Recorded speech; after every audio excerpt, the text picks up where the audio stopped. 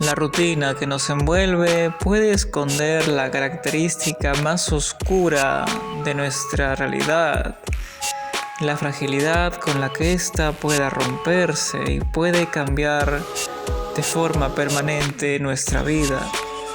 La OMS reconoce un total de 7.000 enfermedades huérfanas, también conocidas como enfermedades raras, muchas de las cuales carecen de tratamientos curativos y efectivos. Si a esto se le suman los accidentes que pueden ocurrir de forma aleatoria, realmente lo que vivimos es un milagro. Las causas que impulsan este video es el enfoque que esta rutina terminó dándome, el enfoque de un enfermo, discapacitado o excluido, un enfoque que no le deseo a nadie. En este video exploraremos parte de la literatura actual e histórica acerca de arquitectura inclusiva y haremos ejercicios prácticos para poder adecuar tu ambiente por donde convives, evitando que este pueda agravar tu patología. Hay una cita de Ray Bradbury. Todas las mañanas salto de la cama y piso una mina. La mina soy yo. Después de la explosión, me paso el resto del día juntando los pedazos. Ahora les toca a ustedes. ¡Salten! El Flaneur es un personaje que nace de la literatura del siglo XIX. Su concepción está en el deambular o el andar y poder recoger inspiración a partir de lo que ven en la ciudad, observando esta como un organismo vivo que alimenta su inspiración y sus motivaciones. Es así como el Flannery se vuelve parte de la cultura de la época del siglo XIX. Serlin recopila estos datos en la discapacidad del Flaneur a partir de una fotografía que causa revuelo durante la época. En ella se observa a Helen y Thompson, una sordociega observando un vestido a través de un vitral. Preguntándole directamente a Helen, ella misma afirmó que a pesar de no observar directamente el vestido, podía oler el perfume parisino y las texturas que este podía brindarle. Paralelamente a esto, se observó la fotografía de los veteranos de la Primera Guerra Mundial protestando por las pensiones y restricciones que se les daban en dicha época. Es aquí cuando nace el concepto de un Flannery discapacitado. Un concepto que nace tras la pregunta del cómo poder hacer que los espacios para Helen y los veteranos y otros urbanitas discapacitados en la voluminosa literatura sobre el Flaneur pueda darse. Burgi menciona al respecto que el Flaneur que convierte la calle en una sala de estar comete un acto de transgresión que invierte una distinción establecida entre espacios públicos y privados y hace visible la supervivencia de formas sociales precapitalistas. Al respecto, Walter Benjamin menciona: la calle se convierte en una vivienda para el Flaneur. Se siente tan a gusto entre las fachadas de las casas como el ciudadano en las cuatro paredes. Se puede argumentar que esto es precisamente lo que hace el cuerpo del Flaneur discapacitado cuando circula o está representado visiblemente en espacios públicos, siendo estos primeros hallazgos de una intención por empezar a brindar espacios públicos para discapacitados.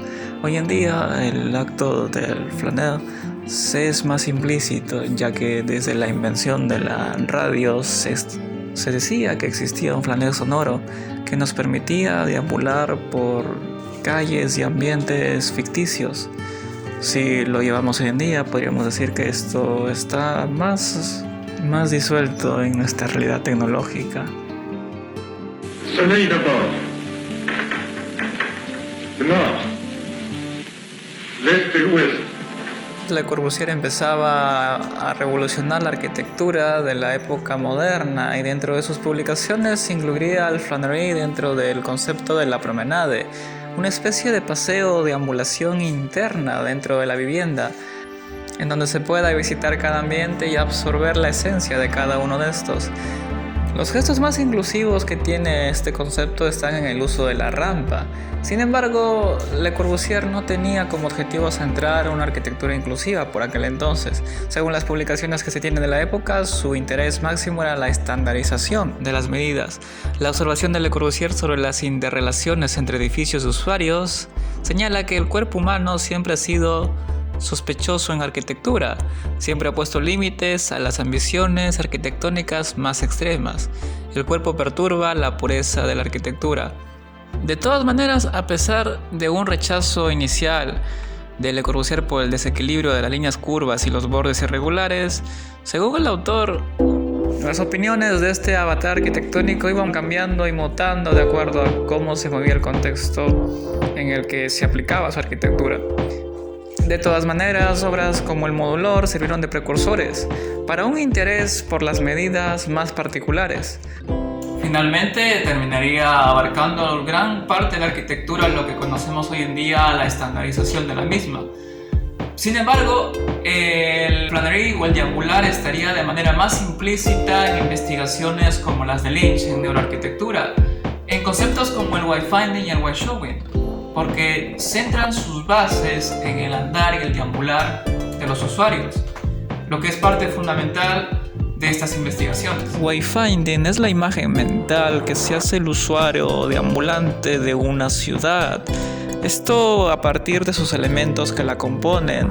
En imagen de la ciudad de Lynch se reconocen al nodo, la senda, el barrio y el hito como elementos que componen este deambular.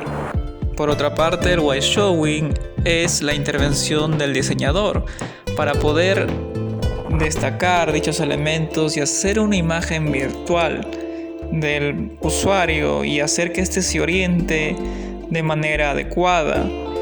En neuroarquitectura, estos conceptos son clave, ya que permiten que pueda diseñar guiando al usuario y haciendo los espacios más accesibles. Un caso extraño de cómo estos esquemas mentales funcionan en nuestro cerebro es el de la ciudad amurallada de Kowloon, en donde no existían hitos tan claros. Sin embargo, el subconsciente, la cultura y las costumbres de los pobladores les permitía guiarse dentro de toda esa masa laberíntica que a simple vista nos resulta caótica y desordenada. Es este caso tan extremo lo que nos permite estudiar y encontrar la característica principal de las ciudades antiguas que se han ido perdiendo, según lo que menciona Lynch. Es el hecho de encontrar hitos y escenarios que sirven de guía a partir de la experimentación o de la convivencia del usuario. Una ventaja que hoy en día se ha perdido por el avance de las nuevas ciudades. Mi miedo es perder la lucidez. Y siempre he dicho, el día que pierda la lucidez deberé matarme. El problema es que si pierdo la lucidez ya no puedo matarme, porque no me daré cuenta que la habré perdido. Previamente a los hallazgos de Lynch nace el concepto de diseño universal. En un contexto post-Segunda Guerra Mundial, el arquitecto Ronald Mace y una comisión de Washington en el 63 crean lo que inicialmente es llamado un diseño libre de barreras y describen 7 principios universales que probablemente se estén mostrando en pantalla. La aplicación de los mismos y la configuración de las políticas y normativas que se extenderán a nivel internacional originarán lo que posteriormente se conocería como el efecto Kirkcott, el cual describe que un diseño universal que pueda facilitar el tránsito para personas con capacidades singulares permite que otros tipos de usuario aprovechen estos efectos y esto se amplifique. Y es con este principio con el cual podemos operar para la siguiente parte de este video. Y es que el efecto Kirkcott puede amplificarse, ya que un paciente con capacidades diferentes o singulares no necesariamente está enfermo. Tiene una discapacidad y esto pues le puede o le permite llevar una vida tranquila o una vida digna. Pero ¿qué hay del otro grupo de personas que no solamente cuentan con la discapacidad, sino que también tienen una enfermedad? Aquí tal vez quieran decir que ya estaríamos abarcando un campo de arquitectura hospitalaria, Recordemos que los hospitales, a diferencia de los hallazgos históricos de este video, aparecieron siglos antes. Inicialmente el concepto de hospital nace como un espacio para poder alojar a la gente que iba a fallecer. Posteriormente, en el siglo XV, aparece el primer diseño claustral, cual se caracteriza por pabellones alrededor de claustros o patios a manera de esparcimiento y de control. Se evoluciona en el siglo XVIII a un modelo pabellonal y luego este muta a un modelo en monobloque, esto por la capacidad de densificación y por las tecnologías que van evolucionando. Y finalmente llegamos a un modelo sistémico que es el que se ha mantenido, podríamos decir, hasta hoy en día con distintas configuraciones. Lo que nos interesa de los mismos son las teorías y principios que se utilizan para poder aplicarlos en una menor escala, tanto para distintas tipologías o incluso la calle y para finalmente la vivienda, ya que es la parte técnica de los mismos y los procesos que estos utilizan para poder hacer frente a una característica muy común en este tipo de usuario, el dolor. Tuve una enfermedad que me incapacitó en muchos aspectos y me di cuenta de que vivir el día a día es todo un reto para alguien que está pasando por una enfermedad de estas condiciones. Hace ya más de medio año sufrí una complicación que derivó en un cuadro de enfermedades que casi me hacen desvanecerme de este mundo. Gracias a Dios estoy poco a poco mejorando. Sin embargo, aún existe el miedo de que las secuelas de este mal se vuelvan permanentes. Los primeros 3 meses sentí un dolor intenso que dificultaba y paralizaba mi movilidad, casi sin poder caminar y con una debilidad altamente marcada. Me di cuenta de las grandes dificultades que padecen personas con estas y otros tipos de complicaciones o enfermedades. Los síntomas como el desvanecimiento, cansancio, fatiga o hasta llegar a las alucinaciones son características que me hicieron repensar en cómo estamos configurando los espacios.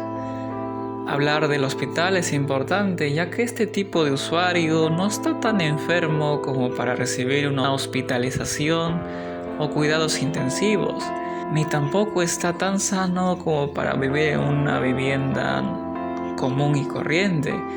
El mayor problema que uno tiene es que el espacio que te acoge o los elementos del mismo te terminan haciendo más daño y generando microaccidentes que terminan agravando tu situación. Investigando más acerca de mi condición, encontré el tipo de dolor que esperaba no tener, el dolor crónico, un dolor que nunca se apaga. Al pasar los días, descubrí afortunadamente que no padecía esta condición. Pero en ese transcurso de tiempo pude empezar a desarrollar un conjunto de actividades terapéuticas y de investigar más acerca de estos temas. Es aquí cuando surge esta propuesta de diseño. Para realizar este pequeño proyecto hay que tomar en cuenta de que cada enfermedad es singular y que cada detalle dentro del interior o cada acabado debe responder a dicha enfermedad. Sin embargo, hemos tratado de hacer un compilado de las enfermedades que más se presentan y de cómo éstas pueden adaptarse o pueden configurar el espacio en donde habitas.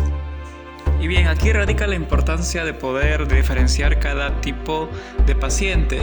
Sin embargo, se está haciendo un resumen rápidamente de los grupos y de cómo estas enfermedades configuran el espacio de cada paciente. Por ejemplo, si tenemos una persona con problemas cardiovasculares, con presión alta, elevada, lo ideal sería que esta persona, muy aparte de que tenga bajos niveles de estrés, pueda tener un contacto directo tanto con la naturaleza como con la propia tierra. Porque hay estudios, por ejemplo, de medicina alternativa que mencionan que el contacto de los pies directos de una persona con la tierra, con el césped, con tocar césped, hace que su presión baje con este material, con un suelo por ejemplo, verde. Sin embargo, hay enfermedades respiratorias que hace que sea más susceptible el paciente a la humedad. Y si colocamos ahí, por ejemplo, áreas verdes, la humedad de las plantas o incluso el ciclo de vida de las mismas puede hacer que tenga complicaciones al respirar o tenga un espacio que lo asfixie o que lo sofoque. Entonces, con esa lógica, uno tiene que entender que cada usuario, cada paciente, cada cliente tiene cierta diferenciación de acuerdo a cómo es su enfermedad. Entonces, estamos tratando de hacer un espacio, un ambiente que más o menos sea un estándar, ¿no? Entonces, para eso tenemos que tomar en cuenta primero una zonificación o un flujo que esta persona va a tener. Entonces, la idea o el reto es hacer este ambiente dentro de las medidas mínimas para usuarios que no tengan una solvencia económica tan alta ni tampoco tengan un espacio tan amplio, sino más bien tengan unas medidas muy cortas. Esto por la coyuntura actual, ¿no? Vemos que el precio de los terrenos, el precio del metro cuadrado de vivienda es elevado, entonces se considera todo eso para hacer este tipo de trabajos, ¿no? Lo que hay que entender es la lógica de la zonificación. El paciente llega a su vivienda, tiene un ingreso, acá debería haber un ingreso y debería pasar por un filtro, ¿no? Por un filtro que es generalmente un filtro de desinfección. Esto se veía mucho cuando teníamos la enfermedad en la época de la pandemia, ¿no? Luego del filtro, o de acuerdo a la condición, a su gravedad, debería haber un espacio acá de estancia o de recibo. Y a la vez, ese espacio de estancia debería estar conectado, ¿no?, con lo que son servicios. Y muy aparte de esos servicios, debería estar esto conectado con una sala acá de rehabilitación, donde haga sus terapias, ¿no? Generalmente se hacen terapias físicas, masajes, o se hacen terapias, por ejemplo, de estiramientos, yoga, de ejercicios más elevados. Entonces hay una fase por ahí o un ambiente de rehabilitación. Y por otra parte debería haber acá otro ingreso, un ingreso 2, para lo que son las visitas o familiares, ¿no? De igual forma debería haber una espera, pero en este caso no deberían conectarse, ¿no? Porque, por ejemplo, enfermedades como la TBC, que son altamente contagiosas, debería haber un cierto grado de restricción. Entonces acá debería haber un ingreso 2, que podría estar en una sala, por ejemplo. Podría ir directo a una sala y se comuniquen a partir de un comedor entre ambos. Esta espera podría servir como una habitación o esta estancia como la habitación del paciente. Y acá igualmente, en esta segunda zonificación podría haber un espacio para lo que es el cuidador, ¿no? Una habitación 2. Obviamente con sus servicios, ¿no? Sus baños y... Ahora, este flujograma sencillo que se ha hecho aquí se va a configurar de acuerdo al terreno en que se encuentre. Entonces, el peor de los casos que uno puede encontrar es un terreno con una sola fachada y una fachada corta. Y curiosamente es lo que más se observa hoy en día, ¿no? Lo que se tiene generalmente es un predio que es de un solo frente. Y acá se tiene una parte rectangular. De esta manera, ¿no? Estamos viéndolo esto en planta, desde la parte superior. Estamos viendo esto en planta. Entonces, el paciente o el usuario ingresa por aquí y luego dentro de este rectángulo se van desarrollando cada uno de los ambientes, ¿no? Entonces, ¿cómo configuramos eso? ¿Cómo desarrollamos estos ambientes o este flujograma que hemos hecho aquí rápido para que se dé de una forma efectiva en un ambiente tan reducido? Y más aparte, sumado a esto, lo que se planteaba el reto era de poder sobreponer ambientes. Por ejemplo, aquí este filtro se podría comunicar directamente con la estancia, ¿no? Y esta estancia podría incluir el servicio, o esta habitación podría incluir el servicio. Ahora, la estancia podría ser una zona de rehabilitación. Vamos a ver si se puede o no, o tendríamos que hacer una especie de separación. Entonces, vamos a hacer rápidamente aquí, en este ambiente, vamos a plantear con esta misma disposición lo que sería este caso, ¿no? Un caso crítico, de forma rectangular. Y como yo soy de Latinoamérica, nos ubicamos siempre en el hemisferio sur. Esto para entenderlo porque acá es clave para entender bien el posicionamiento del norte, ¿no? Vamos a pensar que estamos en una posición, a pesar de tener un solo frente, que es este frente de aquí, estamos en una situación favorecida y tenemos un norte que da hacia acá, hacia este lado, hacia la fachada, ese es el norte. Esto lo digo porque voy acá a explicar un poco de teoría también acerca de acondicionamiento ambiental. Para recordar, la mejor posición que uno puede tener, esto también es clave para el momento de elegir departamentos o salas de alquiler, incluso terrenos, la mejor posición es, vamos a ponerlo aquí, de esta forma. Una orientación norte, si estamos viviendo en países como Perú, Chile, Argentina, todo lo que son países del Ecuador, de la línea ecuatorial de la Tierra hacia el sur. Porque si vamos a hablar de México, Estados Unidos, Canadá, la parte del norte, funciona al revés. La mejor posición es la posición sur. Y esto lo explican, generalmente se explica por el recorrido del sol. El sol sale por el este y se oculta hacia el oeste. Lo que pasa es que en invierno el sol se inclina, vamos a poner aquí, el sol se inclina más hacia el lado norte, hacia este lado. Entonces, al inclinarse más hacia el lado norte, si por ejemplo tenemos una sala en este ambiente de aquí, en lo que es invierno va a estar más cómodo, más acogedora, porque va a estar abrigado. Y en lo que es verano, lo que hace el sol es que se aleja o se posiciona más de esta forma. Esto es en verano y esto es en invierno. Entonces, en verano acá hay sombra y en invierno está abrigado. Por eso lo ideal es que el ambiente de mayor estancia esté ubicado hacia el norte. Eso es lo que se ve mucho, por ejemplo, en teoría hospitalaria, cuando se proyectan las unidades de hospitalización, cuando un paciente está mucho tiempo, porque un paciente hospitalizado está todo el día en cama, entonces se proyecta la unidad de hospitalización que tenga una fachada o que tenga todo un bloque hacia el norte. Entonces, de esta forma, todas las camas, vamos a poner aquí, todas las camas terminan dando o terminan estando de una manera cómoda, ¿no? De esta manera. Entonces, una vez se tiene una fachada norte, vamos a pensar que tiene medidas muy cortas y vamos a aplicar una de las teorías o uno de los conceptos que está en el libro. En este libro, Discapacidad, Espacio y Arquitectura, es un compilado de muchos textos. Nos cuenta acerca de la condición de los sordos. Y es que el antropólogo Wolfgang Köhler, o Köhler, se pronuncia así en alemán me parece. Wolfgang Köhler explica o hace un experimento y él lo que menciona el libro es que él hace dos garabatos, ¿no? Hace un garabato curvo y hace un garabato más recto.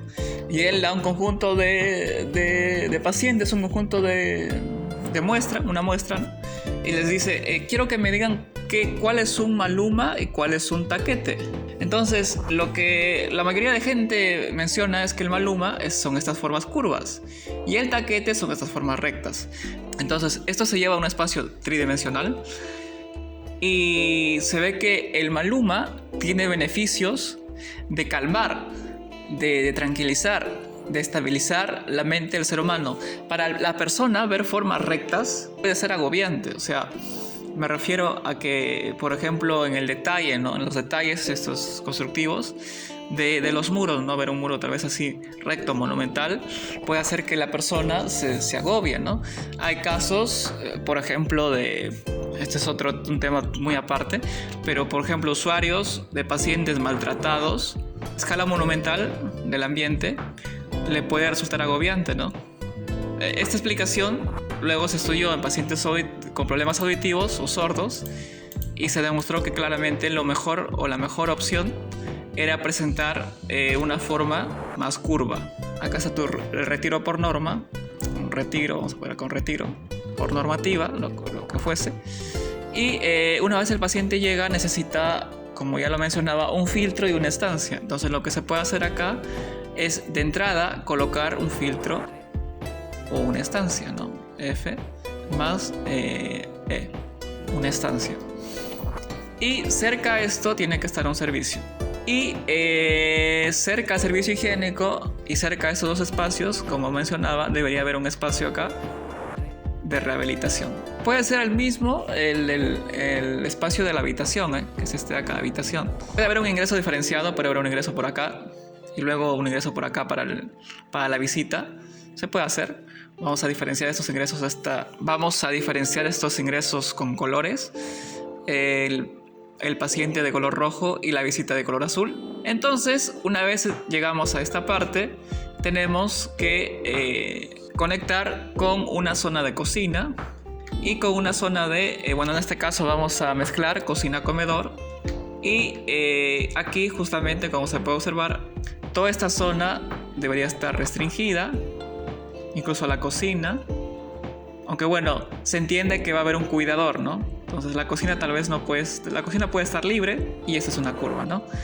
Y acá debería haber una sala. Y para este lado de aquí debería haber un cuarto, una habitación para el cuidador o cuidadora. Y acá los servicios, ¿no? Y vamos a empezar a aplicar estas formas. Yo ya lo estaba trabajando porque acá necesitamos que esto se ventile e ilumine a partir de acá. Por ejemplo, un ducto. Acá también debería haber otro. Acá debería haber así muchos ductos, ¿no? Y vamos a aplicar estas teorías de lo que son, lo que menciona Wolfram, ¿no? Del hecho de colocar muros curvos. Parte de lo ya mencionado, hay que tomar en cuenta el espesor de muro. Lo que generalmente se hace, por eso esto, pues es para que vean todo lo que hay detrás, ¿no? de un proyecto. Hay que pensar en la estructura y hay que pensar en la tabiquería. Para este caso solo se está pensando en un piso, ¿no? Generalmente si quieren ampliar, lo que se hace es se agarra este remate visual, este fondo, esto de aquí, y acá se hace una escalera. Para este caso vamos a quedarnos en un solo piso. Vamos a ver que sean solamente dos usuarios, el usuario enfermo y el cuidador o cuidadora. Como pueden ver, aquí estamos colocando hacia el norte la habitación porque entendemos que el paciente no se va a mover, y lo colocamos hacia el este. De nuevo, la lógica, ¿no? El sol sale por aquí, acá abriríamos una ventana, entonces el rayo del sol vitamínico de la mañana lo despierta y le da energía al paciente, y en la tarde queda protegido, ¿no? Con este gran muro de acá queda protegido del sol, este sol de acá de la tarde, que es un sol dañino. Entonces vamos a empezar a trabajar cada zona, pero aquí se ve de una manera muy técnica, ¿no? Este es el plano, vamos a llevarlo entonces al 3D. Aquí lo que se hizo es trabajar con muros de 30 centímetros. Normalmente, no. Por ejemplo, acá tengo, acá en mi zona, bueno, depende de cada uno. Los muros generalmente son de 25, 27, ¿no? Pero yo lo puse de 30 por maximizar o por prevenir. Aquí es un único ingreso. De nuevo, lo mencionaba, ¿no? Para poder comprimir en lo máximo que se pueda los espacios. Entonces, se tiene un ingreso, acá hay un seriado. Este seriado de aquí es un lenguaje braille para pacientes con problemas de visión, y lo que hay que tomar en cuenta es que al momento de la circulación de un pasaje, de un espacio, de una silla de ruedas, debería tenerse una dimensión mínima de 1,20 m. Entonces, dentro del pasaje, por aquí pasa tanto paciente como usuario, como visita, pero se tiene este filtro de acá, ¿no? Con esta pequeña repisa. Y se tienen puertas corredizas, ¿no? Entonces el paciente llega, porque nos importa más el paciente, ¿no? El usuario paciente llega y le recibe este espacio de aquí. Miren, aquí esta configuración de detalles de mueblería lo hago de acuerdo a mi situación más crítica, en donde tenía que, no podía moverme y tenía que arrastrarme muchas veces. Entonces, lo ideal es que se tenga lo que yo, bueno, de acuerdo a lo que pude presentar, lo ideal es que la cama esté cerca a ese espacio de estudio, porque te vas a mover o el paciente se mueve muy poco. Y aparte de esto, haría una configuración doble acá del mueble, pero también se puede hacer mueblería que crezca o se reduzca o se achique, para que aquí se coloque la computadora, el monitor, en este espacio de aquí, y poder trabajar echado, porque es algo que lo digo por experiencia, ¿no? Cuando no te puedes mover, entonces eso es lo ideal. Muy aparte de esto, se ha colocado esta mueblería acá al frente, que esto ayuda bastante, y luego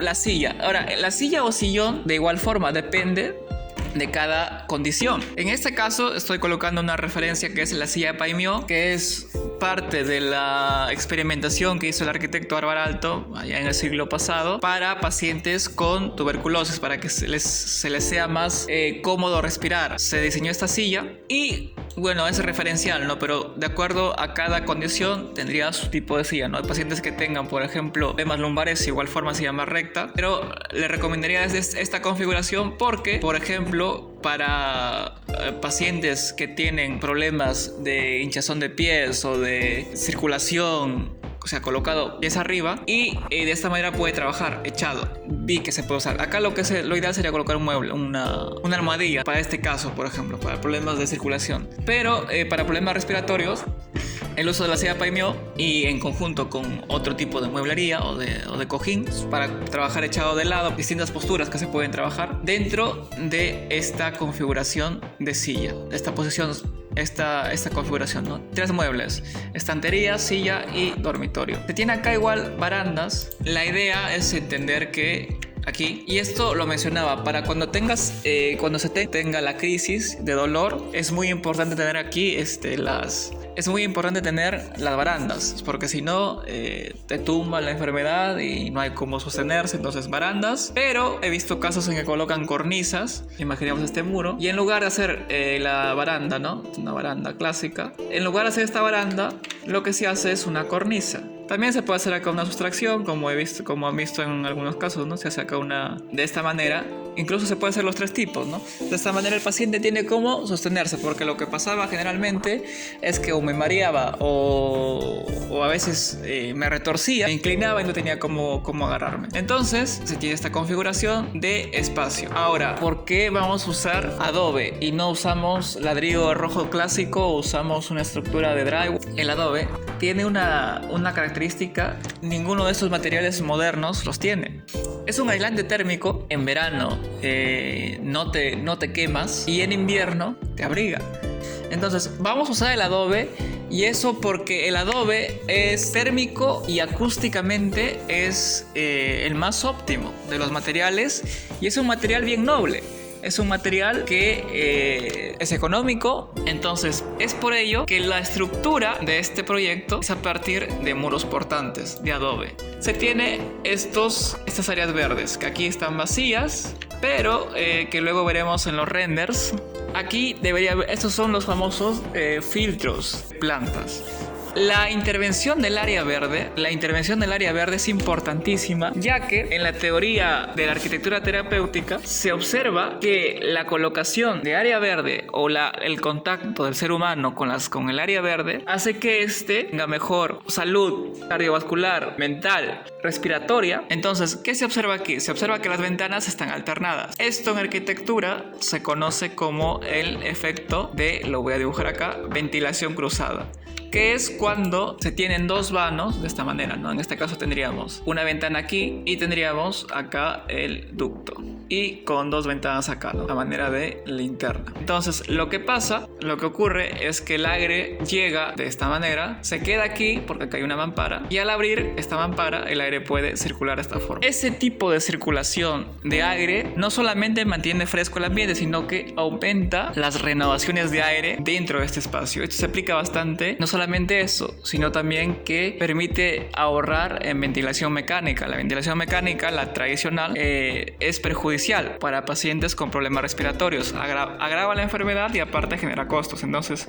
aparte se le suma los filtros de vegetación, un filtro verde. Cuando se ve aquí en negro, pues estos son espejos. Recomiendo bastante tener 2 tipos de espejos para la examinación de heridas. Y acá también van a ver otro espejo, ¿no? Este espejo de aquí, que está acá circular, es el que comunica la visual del paciente echado de aquí hacia este espejo de acá, y este de aquí es el que le permite ver a este espacio de aquí. Ya puede ver de antesala, a través de este espejo ya puede ver quién está en este espacio para el control visual, ¿no? Y bien, se tiene un baño tradicional para personas con discapacidad. Se tienen las barandas, doble tipo de barandas. Acá se tiene lo que es la ducha, de igual forma, ¿no?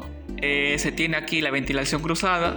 Y aquí en el detalle se puede observar los criterios, ¿no?, de elección. Tienen este tipo de exposición de baños. Acá hay un modelo 1, acá hay un modelo 2. Y luego están los detalles, ¿no? Por ejemplo, si van a colocar lo que es una tina de ducha, Se tiene, por ejemplo, esta compuerta. Y se tiene también aquí lo que es distintas formas o renders o modelos de lo que son baños para personas con discapacidad. Con tipo de agarre, baranda. Se prioriza, o lo que pude recopilar de esta información es que los lavamanos no tengan pedestal, sino que tengan ahí a vista rápida lo que es la tubería. Se tengan también acá, no se tengan ningún tipo de muros pequeños, porque se suele colocar muros ahí en los baños, ¿no? Y luego lo que se ha hecho acá es que se ha mezclado el ambiente de lavado con el ambiente de rehabilitación. ¿Esto para qué? Porque si pueden ver aquí, estamos viendo la planta, vamos a verlo aquí. Aquí está el ambiente de lavado con el ambiente de rehabilitación, porque acá está el muro curvo. Como pueden ver, se tiene el control de este espacio. Quiero decir que todo ese espacio de ahí se tiene independizado, no se comunica con los demás espacios. Entonces acá se tiene un lavado con una rehabilitación. Esto para que no haya contaminación a partir de o contagio a partir de la ropa del paciente. Y además porque como pueden ver aquí, se configura lo que es un ambiente muy parecido a los módulos de consultorio.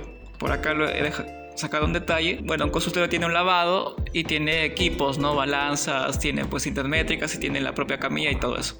Entonces, en este espacio de aquí, lo que se entiende es que el paciente haga ejercicios de terapia, ¿no? De mecanoterapia, yoga, respiración, ejercicios, ¿no? Y se ha configurado de esta forma. Este es mobiliario que es móvil, no es fijo. Tiene una laptop, un computador y aquí pues un monitor. Entonces el paciente se coloca o empieza a hacer ejercicios aquí y sigue la pantalla, por ejemplo, ¿no? Y de fondo se tiene lo que es otro ducto con otro jardín verde, y en este caso, esto también es opcional, una cascada o una fuente de agua, porque el sonido del agua es también parte de los principios de terapia, ¿no? De rehabilitación, de conexión del paciente con la naturaleza, que lo hacen recuperarse de forma más rápida.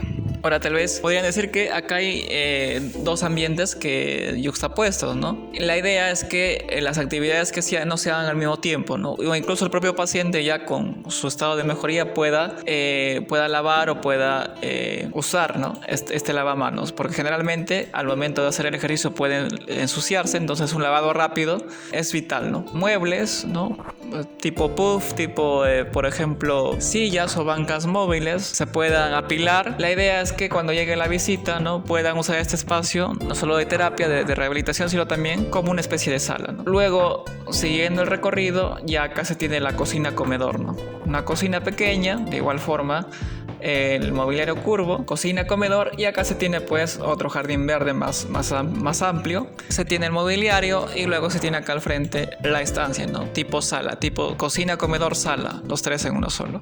Y acá esto de aquí ya es para la parte del cuidador. Se tiene acá una configuración de dormitorio estudio con un mini baño, ¿no? La idea aquí es que esto sirva como referencia y luego se desglose y se adapte a cada usuario. Como pueden ver aquí, se ha usado el color azul para los espacios interiores de estancia, porque esto también viene parte de la psicología del color. El color azul o el color verde de esas texturas da más paz y tranquilidad, incluso el celeste, ¿no? O el rosa también da paz y tranquilidad. Y si por ejemplo tienen un fondo rojo, eso podría subir las pulsaciones o podría agitar al paciente, ¿no? Y aquí, como pueden ver en el comedor, se ha optado por tonos de madera, tonos color naranja. Incluso aquí se ha dejado parte del adobe expuesto. Esto con la idea de poder llegar al color naranja, que es el color que estimula el apetito, ¿no? De igual forma aquí, y hemos hecho este acabado tipo caravista, ¿no?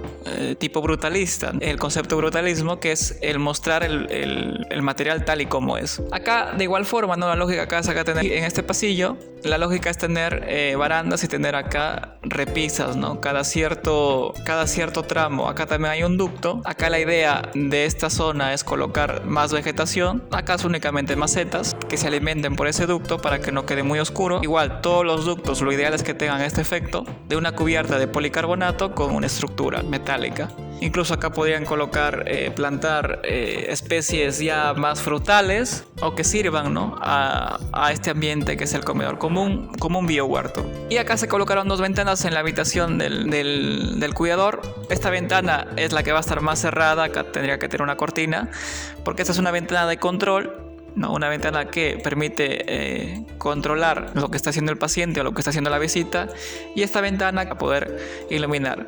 De igual forma se ha colocado acá perforaciones, ¿no?, por donde puede entrar luz indirecta. De igual forma el baño está ventilado e iluminado. Y bueno, esa es la configuración general.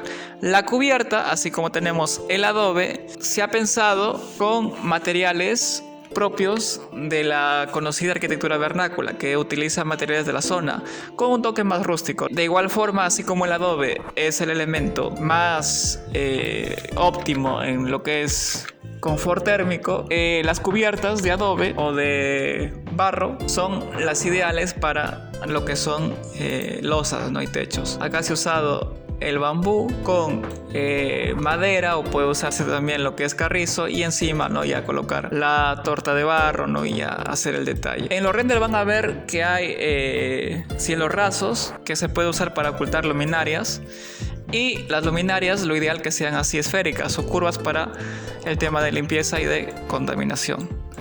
Y bueno, ahí de fondo van a estar viendo lo que son recorridos probablemente y renders. Esta es la parte más técnica. Este es el archivo de lo que es la planta general. Acá están cada uno de los detalles, por ejemplo, lo que mencionaba, el tema de tomacorrientes y circulaciones, y lavamanos, las perillas que tengan este tipo de apertura. Al final, lo que se tiene con esta vivienda es algo más, es hacer una referencia o un hincapié a lo que es arquitectura hospitalaria un tanto, ¿no? Entonces, este es el aporte que les quiero compartir en este video para sus proyectos, y si necesitan, ¿no?, las medidas precisas o personalizadas, podría dar una asesoría, y a través de mis redes me pueden hablar y yo les estaría encantado en hacerles una asesoría. En la descripción les dejo los planos y queda el modelado virtual que lo pueden recorrer con las teclas WASD de forma virtual a través de una ventana de Google. De todas formas, el diseño está abierto a críticas, ya que lo que se busca con este video es poder generar interés y poder evolucionar poco a poco en lo que respecta al diseño de vivienda para este tipo de usuario en específico, que es muy vulnerable. Un aspecto que se podría introducir junto a estos elementos es el de la domótica.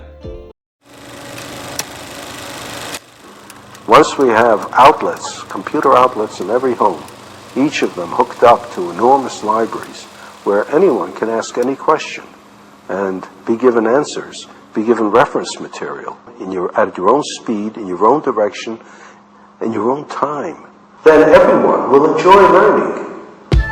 Mientras el flanero discapacitado se encargaba de acaparar la cultura europea del siglo pasado, esas mismas fechas, entre los años 30, en América se suscitaba uno de los eventos tecnológicos más importantes de esa década.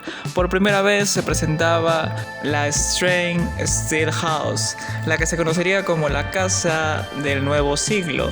Esta vivienda, a pesar de que hoy en día verse como un modelo anticuado, en su momento llegó a revolucionar la construcción, ya que planteaba el sistema constructivo actual que denominamos steel framing, y además mezclaba avances tecnológicos como el uso de dispositivos electrónicos propiamente de su fecha. 2 décadas después, Emil Matthews crearía la primera casa automatizada llamada The Apache Barrow Manor. Este hogar se distinguía por el uso de interruptores y dispositivos de larga distancia. En su momento se podía interactuar con los objetos a través de dispositivos que utilizaban energía electromagnética, que hoy en día pues es más fácil de atender. Y esto continuó evolucionando hasta el año 84, en donde finalmente la Asociación Estadounidense de Constructores de Viviendas pudo designar finalmente a este tipo de hogares como casas inteligentes. algo que posteriormente conoceríamos como domótica. Pero en sí, la domótica desarrolla un concepto esencial y es el uso a larga distancia de dispositivos tecnológicos. Esto es fundamental para el control de iluminación, ventilación y climatización de cada espacio sin la necesidad de realizar movimientos extensos o forzados, lo que acelera la recuperación del paciente y disminuye su exceso de actividad física. Es importante mencionar que por aquellos años también, durante los 30, se dio el nacimiento de la robótica moderna, a partir del término robot en la obra de Karel Capek en su obra Robots Universales de Rossum.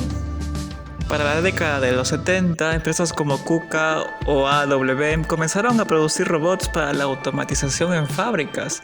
Finalmente, a inicios de los 2000, la robótica se extendió en los servicios de asistenciales sociales, de autonomía y finalmente en la medicina, como lo serían Da Vinci's Surgical System, un sistema robótico para cirugías mínimamente invasivas y prótesis robóticas. Incluso la domótica puede combinarse con la robótica y la revolucionaria inteligencia artificial para generar proyectos significativos, como el caso que vamos a ver a continuación. Hablar de robótica es hablar de laboratorios Ori y especialmente de su fundador, Yoshifuji Kentaro, alguien quien en su niñez desarrolló una serie de enfermedades que lo terminaron aislando del resto de sus compañeros, una condición que arrastraría hasta la universidad y que le terminaría desarrollando el síndrome muy conocido hoy en día del hikikomori. Durante 3 años y medio pasó por un periodo de aislamiento extremo. Sin embargo, durante esas épocas, compañeros de la Universidad de Waseda, la universidad en donde él estudiaba, y de su facultad de ingeniería, lo motivaron a desarrollar junto a sus estudios el primer prototipo del robot Orihime. Así fundaron en 2012 Ori Laboratorios. Orihime se trata de un robot telepresencial. Permite al usuario controlar sus movimientos y comunicarse a través de una interfaz en línea. Kentaro tenía ideas innovadoras, sin embargo la empresa aún no tenía un enfoque claro. Con un Kentaro que ya había superado su condición, le llega uno de los correos electrónicos que terminará cambiando el rumbo completo de esta empresa. Uno de los usuarios que había presenciado el funcionamiento del robot Orihime le escribió un correo. Su nombre era Yuta Banda. Banda era una persona particular, presentaba un cuadro de inmovilidad del cuello hacia abajo. Pudo contactarse con él y este le terminó conmoviendo, ya que compartía ese mismo sentimiento de soledad y de aislamiento que había presentado Kentaro en esos años. Es así como Yuta se vuelve el primer piloto del modelo Orihime. Con el pasar del tiempo, este nuevo piloto pudo influenciar en la dirección de la empresa y pudo generar un nuevo campo de acción. El laboratorio Ori empezó a ser utilizado en hospitales, hogares de ancianos y escuelas, permitiendo a las personas con discapacidades participar de actividades sociales y laborales, lo que nos lleva al año 2020, en donde Laboratorio Ori desarrolla un concepto de cafeterías operadas por personas con discapacidad, llamado Down Avatar Robot Café en Tokio. Esta se caracteriza por la atención exclusiva de robots copilotados por personas con discapacidad que trabajan de forma remota. De esta manera se puede atacar directamente con el sentimiento o la sensación de soledad y aislamiento que muchas veces los discapacitados y enfermos terminan teniendo. De esta manera, el confort psicológico es el siguiente aspecto que este proyecto resuelve de una manera eficaz. Este proyecto es una inspiración a nuevos avances tecnológicos que hoy en día pueden globalizarse y diversificarse, ya que al final de cuentas la arquitectura también depende o sienta sus bases en la tecnología. My name is Koki, I'm serving this table today. I'm operating this robot from my home 360 kilometers away from the cafe in Nihonbashi, Tokyo. すごい。あ、後ろに来ましたよ。岡山県の方もすごく暑くて、もうなんか、そうなんです。ヴ